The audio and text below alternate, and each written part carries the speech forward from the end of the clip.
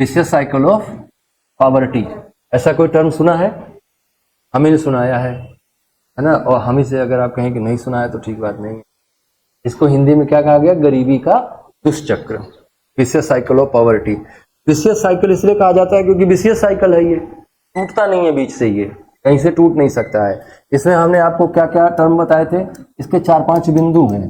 पहला है national income कम होती है गरीब राष्ट्रों की, नेशनल इनकम कम होने से उनकी पर कैपिटा इनकम भी कम हो जाती है, पर कैपिटा इनकम कम होने से उनकी सेविंग कम हो जाती है, क्योंकि जिस भी देश की पर कैपिटा इनकम कम होगी वो अपने उपज का, अपने उत्पादन का अधिकांश हिस्सा क्या कर लेगा?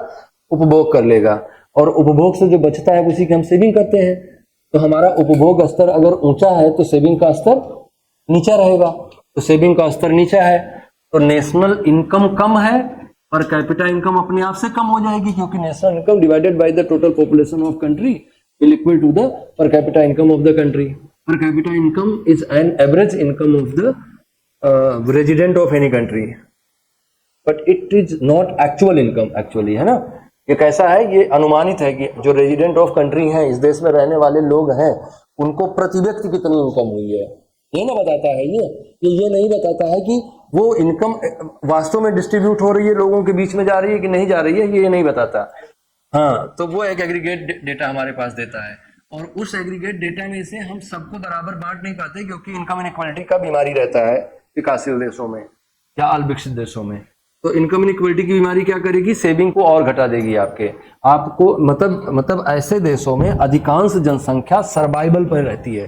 जैसे अगर हम भारत की बात करें तो भारत के कुल पैसे में से अधिकांश पैसों पर नियंत्रण कुछ पूंजीवादी घरानों का है या कुछ पूंजीपति घरानों का है। ज्यादातर पॉपुलेशन हैंड टू माउथ है।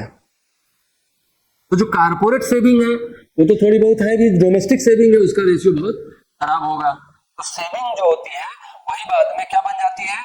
कैपिटल बन जाती है। तो सेविंग खराब है तो कैपिटल फॉर्मेशन किसी भी नेशन में कैसा होगा? पूंजी निर्माण की दर कैसी होगी? बहुत निम्न होगी।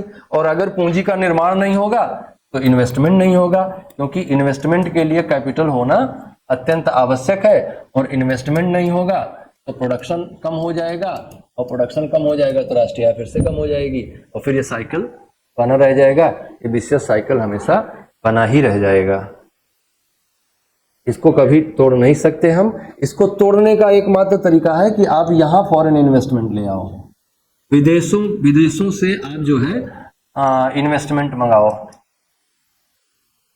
तो फॉरेन इन्वेस्टमेंट, या भारत के साथ एक प्लस पॉइंट है कि वो अपने इन्वेस्टमेंट को बढ़ाने के लिए, सोशल इन्वेस्टमेंट को बढ़ाने के लिए, इंफ्रास्ट्रक्चरल इन्वेस्टमेंट बढ़ाने के लिए उन कंपनियों को सरकार बेच सकती है जो कंपनियां सरकार की अपनी है। तो कहीं से डिसइन्वेस्ट करके कहीं इन्वेस्ट कर देती है सरकार, तो वो ऐसा कुछ कर सकती है। लेकिन सही असली मार्ग क्या है इसके लिए? क्या फॉरेन इन्वेस्टमेंट को बढ़ाएं, विदेशी निवेश को बढ़ाएं। और विदेशी निवेश को बढ़ाने के लिए आपने 1990 में विशियस साइकिल को तोड़ने के लिए आपने एलपीजी इकोनॉमी का मॉडल अडॉप्ट किया। तो आप विदेशी निवेश को बढ़ाएं। तो अगर आपको निवेश नहीं बढ़ाएंगे, क्योंकि हर इन्वेस्टमेंट चाहे वो कम या ज्यादा, लेकिन हर इन्वेस्टमेंट एम्प्लॉयमेंट जरूर लेके आता है। कम या ज्यादा हो सकता है, रेशियो कम या ज्यादा हो सकता है कि ज्यादा इन्वेस्टमेंट से कम एम्प्लॉयमेंट क्रिएट हो रहा हो, लेकिन आप एमएसएमई सेक्टर में कर रहे हैं तो थोड़े इन्वेस्टमेंट से ज्यादा एम्प्लॉयमेंट क्रिएट हो रहा होगा, है ना।